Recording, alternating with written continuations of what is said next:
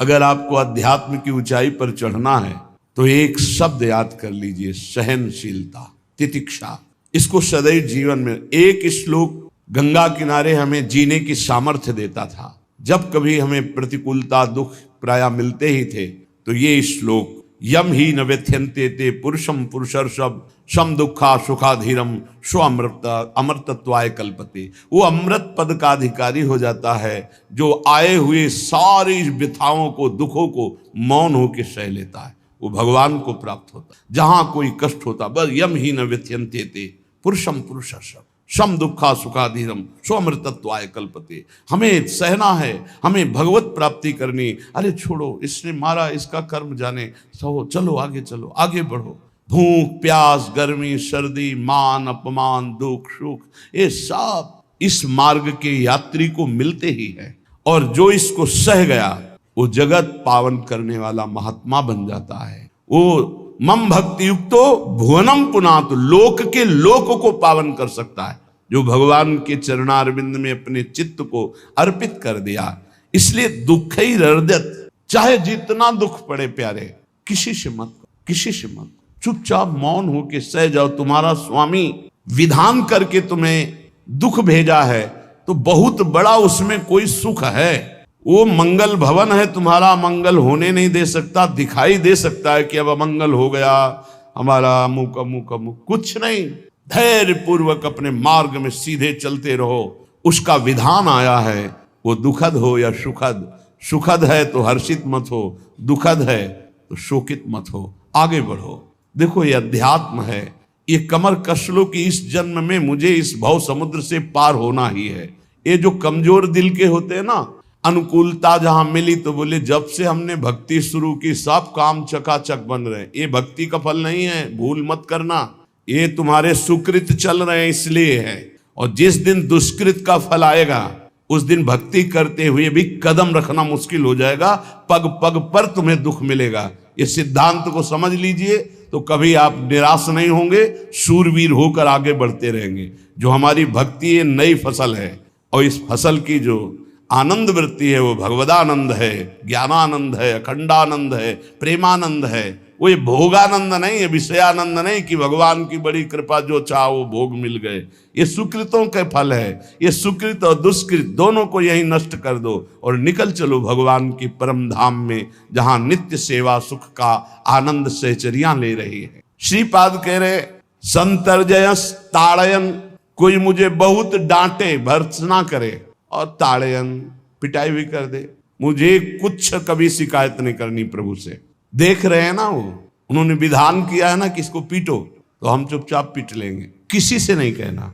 रहीमन मन की मन व्यथा रखिए मन में गोए, सुनिठ ले हैं लोग सब बांटने। इसीलिए असंगो हम, असंग किससे कहें अपने दुख सुख की बात। अपना दिल तो दिलवर को दे दिया, जो बीते सो दिल तो उनके पास हो, तो जाने दुख सुख की बात, हम क्या जाने। हम तो बस आपके हैं। मौन, अपने विषय में न सुख की बात करे न दुख, मौन। बात करे तो प्रभु की करे, नहीं तो मौन। मान लीजिए अगर ये मौन आप धारण कर लेंगे तो निकल जाएंगे माया से, नहीं तो किसी की निंदा कर देंगे, किसी का ऐसा कटु वचन बोल देंगे, परुख वचन बोल देंगे, भजन छीण हो जाएगा, भजन करने की वृत्ति नष्ट हो जाएगी। सैकड़ों लोगों के प्रश्न है कि पहले भजन अच्छा होता था अब नहीं होता।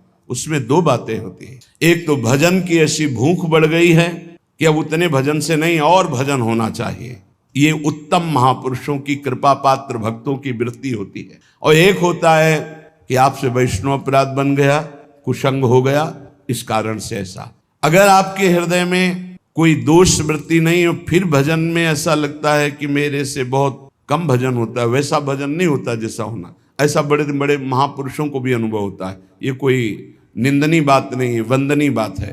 पर वास्तविक यदि भजन नहीं हो रहा है, वास्तविक यदि आपका रुक गया है आनंद, तो आप ढूंढ लीजिए आपका भोजन गलत है, आपका संग गलत है, आपने कोई वैष्णव निंदा की है।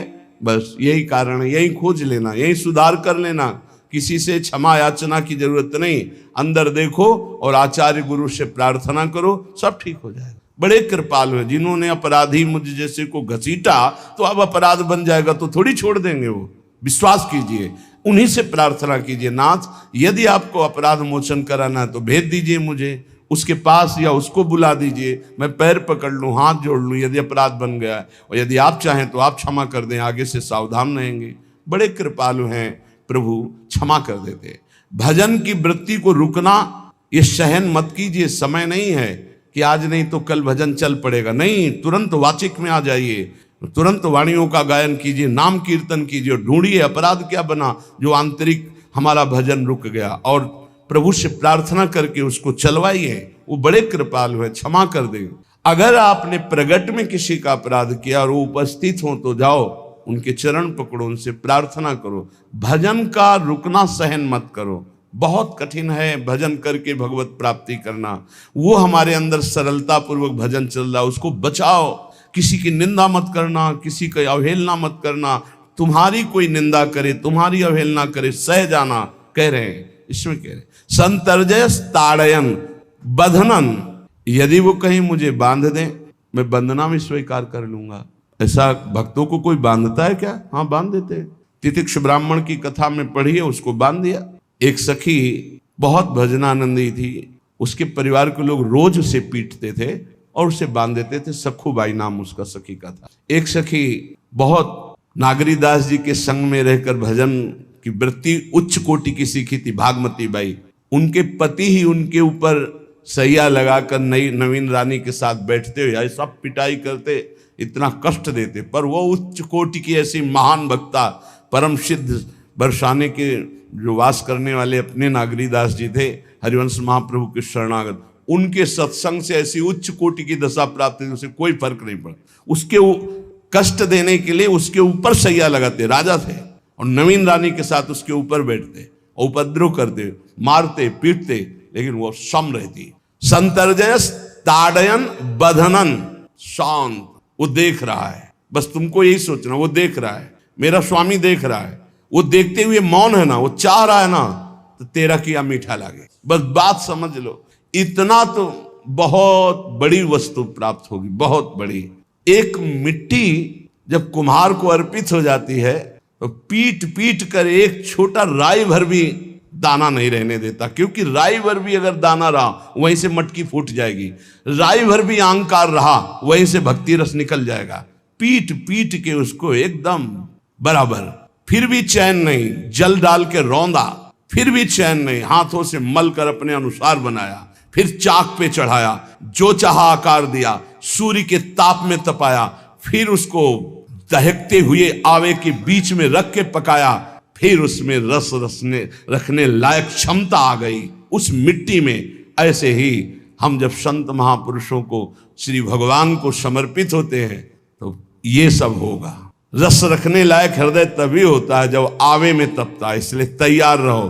तभी नागरीदास जी ने कहा, बड़ो ही कठिन है भजन ढिग डरिबो। एक सूरवीर योद्धा की तरह जैसे उसके अंग घाव से युक्त होते हैं, वो कदम पीछे नहीं आगे ही बढ़ाता है, ऐसे भजनानंदी चाहिए।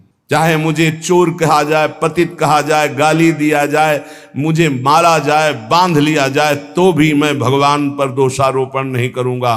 मैं यही निश्चय करूंगा, प्रभु मेरे देख रहे हैं, जोई जोई प्यारो करे सोई मोई भावे, उनका विधान परम मंगलमय है। अंतः क्लेश मतीव दुस्सह तरम प्राप्नोति नाना विधि। मुझे अंदर से भी बहुत पीड़ा दी जाए, काम पीड़ा, क्रोध पीड़ा, लोभ, बाहर से तो ये दिया जाए और अंदर से भी ये दिया जाए, तो भी हे प्रिया जो आपसे नहीं कहूंगा। प्रेम में कभी शिकवा शिकायत नहीं होती, ना इष्ट से और अपने प्रीतम के विधान से दिए हुए कष्ट को हम दूसरे से कह दें। धिक्कार है हमारी प्रीति को, प्रीतम सहावे और मैं दूसरे से शिकायत करूं? नहीं, हर विधान आपका सहूं। ये प्रेम है मस्ती का, ये लज्जू पंजू ऐसे काम नहीं है इनके। ये तो देखते हैं पैर धर के अगर गर्म लगा तो हटा लेंगे, मत रखना गर्म ही गर्म है। और छाती मजबूत करके कि आग पे चलूंगा तो पैर रखोगे तो चंदन हो जाएगा आग में भी। पूरे जीवन की बात कह रहा हूं, पूरे जीवन की। सोचो उस समय जब 13 वर्ष की अवस्था है और घर से निकले थे, कोई साथी नहीं है, कोई समझाने वाला नहीं, और आज इतना जीवन हो गया इसी यार के सहारे हुआ है। इसी यार, ना 1 रुपया कभी था, न रहा है और न रहेगा। प्रेमानंद का 1 रुपया नहीं है, प्रेमानंद की 1 वस्तु नहीं, ना रहा ना रहेगा। हाँ, प्रेमानंद की सब वस्तुएं हैं, ना होते हुए भी पूरा विश्व मेरा। क्यों? प्रेमानंद भगवान का है। भगवदानंद को प्रेमानंद कहते। वही संपत्ति जीवन भर एक ही साथी रहा है। और हे नाथ, ऐसी कृपा करना, अब दूसरा साथी बने ना। अब आओ तो मृत्यु रूप में ही आओ, और किसी रूप में मत आना। साथी हो तो आपका साथ हो। सर्वहरण करने वालों में मैं मृत्यु हूं, बस उस रूप का इंतजार है। आओ उस रूप में और समेट लो अपनी लीला। बस कभी किसी से शिकायत, कभी किसी ने कैसे हो, आनंद है। नहीं सुना है किडनी खराब है तो सुना ही होगा, कोई दुख नहीं, कोई दुख नहीं। वर्तमान दुख वर्तमान के आनंद से बहुत छोटा है। क्या दुख है? स्वामी के द्वारा दिया हो। ये आप हमारी प्रार्थना मान लीजिए, इस मार्ग में चलने पर जो दुख मिले कभी किसी से कहना नहीं तो प्रीति में कलंक लग जाएगा, वो तुम्हें प्रभु से हटा देगा। नहीं, रहीमन मन की मन व्यथा रखिए मन में गोए, सुनिठ लई है लोग सब बाट न लिए। ये भगवत मार्ग शूरवीरों का मार्ग। कभी अपनी अंतर व्यथा को किसी से मत कहो। जीवन में अगर कोई हमें कष्ट दे रहा है तो हमारा कर्म है, ना कि कोई व्यक्ति। ये बिल्कुल सिद्धांत तक चर्चा समझ लो। वही व्यक्ति जो मुझे द्वेष करता, वही व्यक्ति जो मुझे कष्ट और दंड देता, वही व्यक्ति प्रणाम करके छाती से लगाकर आंसुओं की धारा से अभिषिक्त किया, तो वो व्यक्ति था या कर्म? जब कर्म भोग हो गया तो वही हृदय से लगा के अश्रुधारा से क्षमा कीजिए। बहुत ऐसा नहीं, आप तो बड़ी कृपा की। व्यक्ति कभी कष्ट नहीं देता, मेरा कर्म उसके ऊपर सवार होकर मुझे दंड देता। इसलिए मैं किससे कहूं? अपनी जबान से दांत कट जाए तो किससे कहूं? ये जो दांत, इससे जबान हमारी पीड़ा को किससे कहूं? अपने हाथ से चोट लग जाए किसको कहूं? ऐसे सब आत्मस्वरूप हैं। हमारा कर्म ही उनके ऊपर सवार होकर हमें दंड दे रहा है। इसलिए भाई, श्रीपाद का सिद्धांत जो कह रहे कि अगर भगवत प्रेम प्राप्त करना है तो मुंह बंद। 22 बाजार में कोड़े मारे गए, एक बार भी श्री कृष्ण से नहीं कहा। पूज्य भाई जी महाराज के जीवन कष्टमय, कभी श्री कृष्ण से नहीं। बाबा नहीं सह पाए, बाबा ने श्री कृष्ण से कहा, श्री कृष्ण चंद्रजू से, ये क्या है, इतना कष्ट क्यों दे रहे हो उनके शरीर को?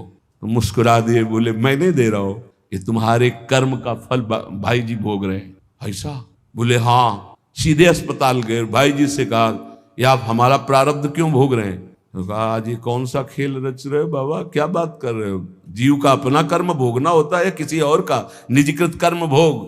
तो उनका आप हमको बहका नहीं सकते, हमें परम तत्व से पता चला है कि आप हमारे कर्म।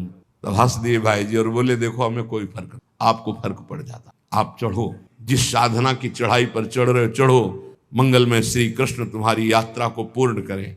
हम तो अस्पताल में पड़े पड़े प्रिया प्रीतम के साथ खेल रहे हैं, कोई फर्क नहीं पड़ रहा। ये बड़े महापुरुषों ने अपने कष्ट की तो बात जाने दो, दूसरों के कष्टों को लेकर भोगाए। हम जरा सा कष्ट आ जाए तो बोले हमारी अंदर श्रद्धा थी अब खत्म हो रही क्योंकि कष्ट आने लगा। उसमें भगवान का क्या दोष है?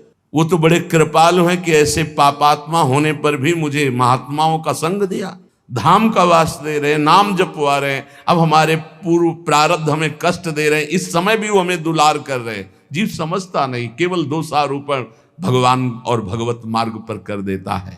इसलिए उपासक को अंतः क्लेश मति व दुस्सहतरम, ये जो आप काम क्रोध से जल रहे हो ना, ये तपस्या है, इसका बहुत बड़ा लाभ मिलेगा। और अगर भोग रहे हो ना, गिर रहे हो, पतित हो रहे हो, तो वो सुख नहीं, वो शांति नहीं, वो विश्राम नहीं। एक बार ध्यान रखना, इस शब्द को याद रखना। ऐसे रहने पर भी हमारे द्वारा जो भी, वो हमारे स्वामी ऐसे लेते हैं, जन अवगुण प्रभु मान न काऊ, दीन बंधु अति मृदुल स्वभाव। कल शाम के पूज्य परमहंस राम मंगलदास जी की वाणी का चिंतन हो रहा था, उसमें कह रहे कि जो 30 मिनट भगवान नाम कीर्तन कर लेता, मेरी बात पर विश्वास रखना हो, उसको भगवत प्राप्ति होगी। 24 घंटे में 30 मिनट नाम कीर्तन कर लेता है और अन्य समय विस्मरण रखता है, तो 30 मिनट का नाम कीर्तन उसे भगवत प्राप्ति करा देगा। तुम्हें जो पाठ प्रिय हो, 30 मिनट पाठ कर लोगे, भगवत प्राप्ति हो जाए, कर लो। और बहुत पहुंचे हुए महापुरुष जिनके चरणों में अपार श्रद्धा है, आप लोग तो रात दिन लगे, आपको भगवत प्राप्ति नहीं होगी। चूक हो जाएगी तो जन अवगुण प्रभु मानन काऊ, दीन बंधुवती मृदुल स्वभाव। अग्नि की ज्वाला के समीप रुई का पहाड़ कितनी देर टिकेगा, कितनी देर टिकेगा, उसके ताप में झुलस जाएगा। ये अग्नि की ज्वाला है भगवान नाम कीर्तन, भगवत यश गुणगान। तो जैसे किसी को लगे कि वो नाम जप भी करता है और रुचि पूर्वक पाप करता है, असंभव। नाम जापक रुचि पूर्वक पाप कर ही नहीं सकता, उसका हृदय जलेगा पक्का। आप जप करके देख लीजिए, आप जप कीजिए नाम और फिर आपसे पाप जब बनेगा तो आप फिर हालत अपनी देख लीजिएगा, बार बार हृदय जलेगा, नहीं नहीं नहीं। एक दिन वो नहीं सिद्ध हो जाएगा और आप निर्विकार हो जाएंगे। इसलिए अंतः क्लेश, अगर बुद्धि मति वो अति अंदर क्लेश आ रहा है, कभी काम आ रहा है, कभी क्रोध आ रहा है, कभी लोभ आ रहा है, कभी मोह आ रहा है, ये आता रहेगा जब तक भगवत साक्षात्कार नहीं होगा। ऐसा मत समझो कि 2-4 महीने जप करेंगे तो हम सिद्ध हो जाएंगे, ये आता रहेगा। ये बहुत भागवतिक शक्ति से संपन्न है विकार, कोई साधारण नहीं है कि तुम माला जपोगे वो नहीं आएगा, माला जपते समय ही आएगा वो। ये भागवतिक शक्ति से संपन्न, काम क्रोध लोभ मोह तब त्रिभुवन को परास्त कर रहे हैं। ये भगवान के पावर से शक्तिमान है। तुम्हारा अहंकार जब गलित हो जाएगा तो इनका आना ही बंद हो जाएगा। जब तक अहंकार रहेगा तब तक ये आते रहेंगे। तो जो तुम्हारे अंदर जलन हो रही, मत कहो किसी से, सह जाओ, यही तपस्या हो जाएगी, यही भगवान की प्राप्ति का हेतु हो जाएगा। प्रभु के लिए थोड़ा कष्ट सहकर आप आगे बढ़कर देखिए वो कितना आपको प्यार देते हैं। यही कष्ट सहना है, आंतरिक विकारों को सहना, बाहरी प्रहारों को सहना, कभी किसी से ना कहना, ये भक्तों का स्वभाव। मौन, इसीलिए वाणी से मौन, कुछ ना बोलना। हमने एक संत भगवान को देखा, 22-23 वर्ष पहले वृंदावन में कच्चा मार्ग था, एक बोरा रखते थे, ऐसे पागलों जैसा भेष था। तो जब रात्रि के 11 बजे वापस यमुना किनारे से प्रसाद पाके यमुना किनारे गए, यमुना किनारे से जब लौटते थे तो उनको देखते थे अकेले वो बैठे रहते थे। उनकी मुद्रा देख के लगता था भगवदानंद में डूबे भी। नजदीक बैठे, बोरा उठाया, चल दिया। अमित पीछा छोड़ने वाले थे नहीं पीछे, तो उनका क्या बात है, क्यों पीछे हो। अब संत वेश हमारा भी तो मर्यादा से ही बोलेंगे, कुछ नहीं, केवल जानना चाहते हैं आपको। तो कालीदह की इधर एक तमाल का पेड़, जो श्वेत रंग का एक वृक्ष है, उसका मुझे नाम नहीं याद आ रहा, गूलर जैसा, और वो तमाल में लिपटा हो, अब भी है। दाहिनी तरफ है ये जो खाली जगह पड़ी ऊंची, जो अपने दाहिनी तरफ बर्फ फैक्ट्री के आगे जाते हैं, उसी के नीचे बैठे। तो हमने पूछा, आपकी स्थिति देखकर मुझे लगता है आप हर समय भगवदानंद में डूबे रहते। बोले जब लगता है तो प्रश्न क्यों करते हो। हमको आपकी वेशभूषा देखकर। तो बोले जगत से बचने के लिए ये वेशभूषा है। एक बोरा ऐसे जैसे कोई बीनने वाले होते हैं, कबाड़ बीनने वाले, ऐसे बोरा ऐसे रखे थे, एक गमछा लगाए हुए थे, पूरा शरीर खुला, कोई साधु का वेश नहीं, कोई चिन्ह नहीं, और उनकी स्थिति भगवदानंद में थी। तो उनका ये किसके उपदेश, किस मार्ग के उपदेश, किस इष्ट की आराधना से आपको ऐसी स्थिति प्राप्त हुई। बोले प्रथम पूज्य श्री स्वामी राम सुखदास जी महाराज का सत्संग हुआ, इष्ट देव श्री कृष्ण, इष्ट ग्रंथ गीता, उसी की कृपा से मुझे ऐसा, मैं भारत के हर तीर्थों में वास करता हूँ, भ्रमण करता हूँ, असंग रहता हूँ, और यही वेशभूषा है बड़ा अंदर से। तो भोजन प्रारब्धवशात जो सामने आ जाता है उसे पा लेता हूँ, नहीं आता भूखा रहता हूँ। तो कहा अगर हम मधुकरी ले आवे कभी आप जिससे तो पालेंगे, बोले दे देंगे तो पालेंगे। दूसरे दिन मधुकरी लेकर तो रोज हमारी उनके चरणों में श्रद्धा, क्योंकि उनका रहना और चिंतन दोनों, रहनी और चिंतन बड़ी प्रशंसनीय। जो वीतराग परमहंस हो गया, अक्षर सा वैसे, कुछ पास नहीं, केवल बोरा, वो नाटक के लिए बोरा कि कोई समझे कबाड़ बिनने वाला, और एक गमछा ऐसे रंग बिरंगा, बस कुछ नहीं, कोई भागवतिक चिन्ह नहीं। एक दिन देखा वो पड़े मक्खियां भिन भिना रही, तो नजदीक गए, क्या होगा, कहा जाओ, इनका बोलिए ना। बोले वमन और शौच दोनों हो रही है, शरीर बिगड़ गया है। तो हम कहा औषधि के लिए हम व्यवस्था, बोले इसीलिए कह रहा हूँ आप बच जाइए। तो हम कहा हमें बता तो दीजिए क्यों नहीं। तो बोले आया हुआ प्रारब्ध है, इसको हंस के भोगना है। ऐसे कोने में साइड में ऐसे पेड़ के किनारे पड़े, 2-4-10 दिन जो भी व्यवस्था उनकी बनी, फिर वो हमको दर्शन नहीं मिले, अन्य तीर्थों में चले गए होंगे। ऐसा महापुरुष, क्या हम अपने शरीर को इतना प्यार करें कि भगवान से श्रद्धा हो जाए, भक्ति मार्ग में हम लड़खड़ा जाएं, फिर सत्संगी किस बात का। ये पक्का समझ लीजिए, ये जो भगवत मार्ग है ये शूरवीरता का मार्ग है। सहन करने का मार्ग है। जितने भी महापुरुषों के चरित्र हैं आप पढ़ करके देख लीजिए, भगवान के चरित्र से भी ज्यादा लाभ भक्त चरित्र सुनने से इसलिए होता है कि हमको लगता है कि हमारे जैसा जन्म लेकर इतना कष्ट सहकर इस ऊंचाई पर पहुंचे, ये बड़ी बात है कि वो जीवत्व से हमारी तरह पैदा होकर ईश्वत्व को जाता है। इसलिए भक्त चरित्र में विशेष बल हमको प्राप्त होता है। क्या क्या कष्ट सहते, और आप खुद देख लीजिए, आपको जितना कष्ट है उससे बड़ा सुख है कि नहीं, अंदर देख लीजिएगा तो इसी से अनुमान लगा लीजिए, जितना बड़ा कष्ट उससे कई गुना बड़ा सुख भगवान देते हैं, तभी वो उनका यश गाते रहते हैं। ऐसे थोड़ी होता है कि हमारे भगवान का हम भजन करते, हमारे साथ न्याय नहीं हुआ। न्याय तो सही बात नहीं हुआ, नहीं तो तुम्हारी दुर्गति हो जाती है। सही बात में उन्होंने न्याय नहीं किया, पक्षपात किया है तुम्हारा। अगर वो सही न्याय करते तो ईमानदारी से कहते हैं केवल नरक के कीड़ा ही बनना पड़ता और कुछ नहीं है। खूब देख लो, डबल चेहरा होता है, एक सामने का चेहरा देख रहे हो और एक एकांत का चेहरा होता है, डबल चेहरा होता है।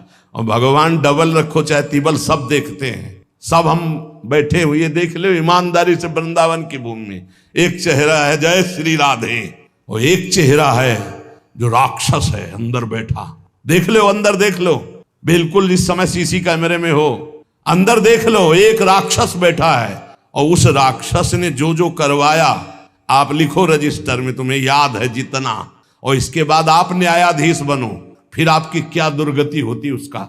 इससे ऐसे होता है, हे प्रभु तभी त्राहिमाम मचता है, तब उनकी कृपा नजर आती है कि बोले भगवान ने न्याय नहीं किया। हम कहते सच्ची बात तुम कह रहे हो प्यारे, न्याय नहीं किया इसीलिए बचे हुए हो। अगर वो न्याय कर देता, पक्षपात न लेता तुम्हारा, तब तुम्हारे होश उड़ते, चाहे जो कोई हो अपना रजिस्टर जांच के देख लो। इसलिए कहते हैं कि सबकी जीवनी शुक्ल पक्ष की लिखी जाती है, कृष्ण पक्ष की तो केवल उसी की छाती जानती, दूसरा नहीं।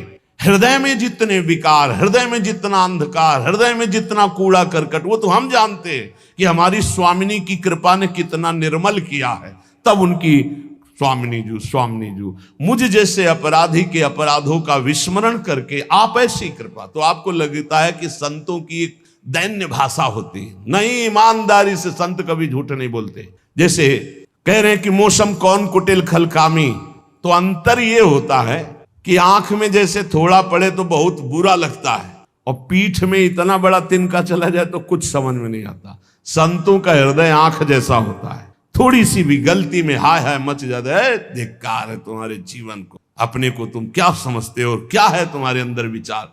और जो मलिन अंतःकरण वाला था, भारी भारी पाप करके भी उसको पश्चाताप नहीं होता। संत जनों को एक पाप की जरा सी वृत्ति की आभास स्फुरना, वो पूरा पाप नजर आने लगता है उनको, क्योंकि इतना निर्मल हृदय होता है। तो सच्ची कहते हैं कि जैसे घोड़ों की लगाम पकड़े हुए श्री कृष्ण अर्जुन की बैठे हैं, ऐसे अपने भक्तों की लगाम पकड़कर बैठ जाते हैं, तो यात्रा अध्यात्म की ऊंचाई की चलती, किसी की सामर्थ्य नहीं। इसलिए सब भक्त ऐसे तो आपको मिलेंगे। जहां सामर्थ्य की बात है वहां केवल श्री भगवान की कृपा है। इसलिए बाहर की पीड़ा और अंतर की पीड़ा अपने प्रीतम के द्वारा दी हुई मानकर सह जाओ, तो आगे प्रीतम तुम्हारा स्वागत करने के लिए खड़े, पक्का समझ लेना, पक्का। और वो देंगे ये पीड़ा, क्यों देंगे? इसी पीड़ा में पता चलता है कि तुम्हारे मन की सुई किधर जा रही है। प्रताप राय जी महाभागवत थे, बड़ा चरित्र है। उनके यहाँ एक व्यापार चलता था कुल परंपरा से कि आपको अगर रुपए की जरूरत है तो आप अपना स्वर्ण आभूषण या कुछ रख जाइए गिरवी और रुपया ले जाइए, और ब्याज से तो रुपया दे जाइए, अपने मूल गिरवी ले जाइए जो रख के गए हो। यही उनकी कुल परंपरा से चल, तो उसी के आधार पर वो कुल परंपरागत कर्म कर रहे थे। निरंतर नाम जब भगवत आराधन में मगन। अब नाम जब भगवत आराधना और ईमानदारी से कार्य, तो बड़ा सब खूब धन संपत्ति, बहुत आनंद, और भक्तजनों के खूब भोजन होते, भंडारे होते। तो जो चिढ़ने वाले जलने वाले लोग हैं वो जलते थे कि करता तो ये कुछ है नहीं, खूब जय जय मच रही है चारों तरफ, इसको नष्ट किया जाए। ये किसने बीज बोया? अरे बोले दुष्ट स्वभाव ने। नहीं नहीं नहीं नहीं, भगवान ने। किनको हुस्काया? डंडे को। क्यों? अब झंडा फहराओ मेरे भक्त के यश का। उनके हृदय में जलन हुई। वहां का काजी और मिल गए 3 लोग, और उन्होंने कहा कि इसको नष्ट किया जाए। बोले बस आप सहयोग दो, नष्ट तो पक्का। बोले कैसे? बोले प्लान तो सब हमारा बन गया है। अब झोली में कंकड़ भरे। अब प्रताप राय जी, बेटी का ब्याह है, 10,000 मुद्रा चाहिए। बोले गिरवी? बोले ये है स्वर्ण मुद्राएं। अब वो इतने ईमानदार, विश्वास, बोले बॉक्स रखा रहता है, उसी में रख दो, दस्तखत करो, 10,000 रुपये लो, ब्याज से दे जाना, अपना ले जाना। थोड़ी देर बाद दूसरा आया ऐसे, फिर तीसरा आया, वो तो उनका व्यापारी था। 5 दिन बाद वापस आया और काम बन गया, ब्याज सहित ये रुपये लो, हमारा आभूषण वापस करो। बोले जहां रख गए थे वैसे उठा लो। बाक्स से उठाया ऐसे, अरे देखो कितना नाटक करता है, माला जपता है, भगत बनता है, हमारे स्वर्ण आभूषण हटाकर कंकड़ पत्थर भर दिए। अब लोग तो आश्चर्यचकित हो रहे थे कि ये भगत जी तो ऐसे है नहीं। इतने में दूसरा आया, उसने भी वही नाटक शुरू। तीसरा आया, उस अब तो पक्का हो गया कि पाखंड करता है। लोगों की श्रद्धा को कपूर कहा गया है। कपूर ऐसे बाहर रखो ना तो उड़ जाता है ना, ऐसे ही श्रद्धा है। अगर उसको आप मजबूती, विश्वास की मजबूती में नहीं रखोगे तो श्रद्धा उड़ जाएगी। अब तो सब कहने लगे कि प्रताप राय तो बहुत ही पाखंडी निकला। अब हाहाकार मच गया। इसके बाद काजी, वो तो सब मिले हुए थे, काजी ने बादशाह के सामने बात पेश की। काजी के इशारे से बादशाह ने हुक्म दिया इनको बंदी बना लिया जाए, सारी संपत्ति जब्त कर ली जाए। अब राज सैनिक बंदी बना लिए प्रताप राय जी को। सारी संपत्ति जब्त होने लगी तो उन्होंने अपनी पत्नी से इशारे से कहा, ठाकुर जी लो और भाग जाओ अपने मायके, ठाकुर जी को बचाओ। ऐसी स्थिति में याद क्या है? ठाकुर जी को बचाओ, उनका भोग राग चलता रहेगा, हम तो जेल में कष्ट भोग लेंगे। ऐसा ही हुआ। वो पीछे की खिड़की से अपने ठाकुर जी को लेके सब तहस नहस हो गया। म्लेच्छ सेना साहब नष्ट भ्रष्ट कर दिया, बंदी बनाया, उनको ले गए, जेल में डाल दिया। कुछ लोगों ने कहा कि महाराज अभी ठाकुर जी अष्ट धातु के हैं, बहुत महंगे हैं, उनकी पत्नी इसीलिए लेके भाग गई है। मायके से पत्नी को भी बंदी बनाया, ठाकुर जी को भी संपत्ति के रूप में जब्त किया, और जहां संपत्ति थी वहां गोदाम में ठाकुर जी को ऐसे जैसे संपत्ति डाल दी वैसे डाल दी। जब पत्नी नजदीक हथकड़ी बेड़ियों के सहित और वो तब एकांत जब हुए तो उनका, प्रभु आज तक मैंने कभी आपसे मांगा नहीं और कोई शिकायत नहीं, बस एक कष्ट है इस समय कि आपको गोदाम में डाल दिया गया है। हम प्राणों से अधिक आपको प्यार करते हैं और आपको भोग नहीं लगेगा, आपकी सेवा नहीं होगी, ये हम बर्दाश्त नहीं करेंगे। प्रभु कुछ उपाय करो जिससे आपकी सेवा, अगर हमें ये पता भी चल जाएगा कि आपको भोग लग रहा है तो आजीवन हम पति पत्नी को जेल में रखो, मुझे कोई कष्ट नहीं। प्रभु ये सब कुछ हुआ, मुझे कोई कष्ट नहीं, आपको भोग नहीं लगेगा, इस बात से मैं जीवित नहीं रह पाऊंगा। भगवान देर थोड़ी लगी युगल सरकार गलवैया दिए हुए, इस स्थिति में भी तुम्हें मेरी चिंता है? तुम्हें अपने अपमान की, अपनी संपत्ति जब्त की, अपने जेल की दुख की कोई चिंता नहीं, मेरी चिंता है। वही साक्षात्कार हुआ। अब तत्काल, अब वो तो चाबी बदलने वाले हैं ना, ज्ञानी मूढ़ न कोय, जस जय का रघुपत करे तस ताही क्षण होए, बोले भियस महेश तब ज्ञानी मूढ़ न कोय। उस वहां का जमींदार जो था उसने कहा ऐसा हो ही नहीं सकता, ये सब गलत है, पाखंड रचा गया है प्रताप राय जी के प्रति। बादशाह के सामने विरोध प्रकट कर दिया, नहीं सही जानकारी जांच हो। बादशाह ने उन तीनों को बुलाया और कहा फांसी पे चढ़ा देंगे यदि सही नहीं बोलोगे। सही सही बोल दिया कि उसमें हम सोना तो रखा ही नहीं था, कंकड़ रखे थे। काजी की ये सब बात थी। काजी को दंड दिया गया, तीनों को बंदी बना लिया गया। प्रताप राय जी को पूरा नुकसान सहित सब अर्थ दिया गया और बड़ा सम्मान किया गया। फिर जीवन, ये घटनाएं भक्तों के जीवन में आती है किस लिए?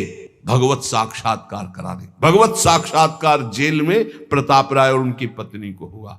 इसलिए उपासक को कितनी भी परिस्थिति कष्ट की आवे, वो तुम्हारे आनंद का वर्धन करने वाले बनेगी, विश्वास रख लीजिए। बस किसी से सहयोग मत मांगना और किसी को अपनी बात मत कहना। प्रताप राय जी ने किसी से भी नहीं कहा, कुछ भी नहीं बोले, केवल प्रभु से कहा कि आपकी सेवा अगर हमको कान में सुनने को मिल जाएगी कि आपका भोग लग रहा है तो मुझे कोई कष्ट नहीं हो, लेकिन ये मैं नहीं सह पाऊंगा कि आप गोदाम में ऐसे, क्योंकि मैं जीवन भर आपको दुलार करता रहा हूं प्रभु। अब वही भगवत साक्षात। तुम्हारी सुई कहां जाती है मन की? कष्ट की स्थिति में कोई मित्र, कोई रिश्ते नातेदार, कोई पावर काम आता है या भगवान की तरफ जा? अगर भगवान की तरफ तो जीत गए, और अगर संसार की तरफ ऐसे भी मिलने, आप बिल्कुल फोन कर देना, हम तुम्हें अमर कर देंगे, नहीं फाड़ के फोन नंबर फेंक देना कि हम रखेंगे भी नहीं ऐसा नंबर। जब कोई नंबर नहीं होता तब हरि का नंबर लगता है। जिसके पास किसी का फोन नंबर नहीं होता उसका हरि का नंबर लगता है। ध्यान ले दो, कलयुग है इसीलिए सबके पास नंबर भेज दिया है। सबके पास नंबर है क्योंकि हरि से फोन नहीं कर सकते। हरि का फोन जानते हो कैसा होता है? जब आर्थ होकर अनाथ भाव से असरण कोई नहीं मेरा तब हा नाथ, वो फोन नंबर भाव से मुझको पुकारे तो भाव से बेड़ा पार है। भाव पूरित टेर ही करती मुझे लाचार है। भाव बिना भगवान आवाजें नहीं सुन, भाव सुनी पुकार भगवान नहीं सुन। भाव कब आता है? बाजार में थोड़ी मिलता है। किसी से हमारा संबंध नहीं। ये जीतना है तो ये बातें पकड़ लो सत्संग की। कोई विपत्ति दुख आने पर अगर किसी का नंबर आपको याद आवे कि अगर हमें विपत्ति आएगी तो कौन सा नंबर याद आएगा? बोले अमुक का, उसको डिलीट कर दो। नहीं, अमुक का नंबर नहीं रखेंगे हम, श्री जी का। श्री जी का नंबर क्या है बताया तुम्हें? क्या है? बस कोई नंबर नहीं तो श्री जी का नंबर, हे लाडली, हे प्रिया जी, कोई है ही नहीं। अब अपना कोई है ही नहीं तो कौन है? सच्ची बताते हैं, एकदम नंबर 1 घंटी में फोन उठा लिया जाता है। एक गजेंद्र ने जब देखा कि कोई मेरा सहयोगी नहीं, री नहीं पहुंच पाया, काम हो गया। हरि पूरा नहीं कर पाए, काम हो गए। गोविंद यही प्रकट हो गए, वस्त्रावतार। ये नंबर है हरि का। जब तक पांडवों की तरफ, भीष्म की तरफ नंबर नहीं लगा, दांत तक पकड़ा नंबर नहीं लगा, और जब छोड़ दिया कहा गोविंद, बस नंबर लग गया। ये है भगवान को पुकारना, ये है भगवान तक आवाज पहुंचाना। कोई हमारा नहीं, यही तो हमारी साधना है। और यहां मां नंबर लिखे चले जा रहे हैं, व्यवहार बनाए चले जा रहे हैं, डायरी बनाए चले जा रहे हैं। इतने नंबर, अरे ये सब क्या करोगे? ये सब नरक पहुंचाएंगे नंबर। एक केवल हो हरि शरणम, बस सब काम बन जाएंगे। बोले नहीं, सहयोग होता है। इससे क्या सहयोग होता है? अगर बात बिगड़ जाए तो अंग रक्षक ही सूट कर देता है। और कौन?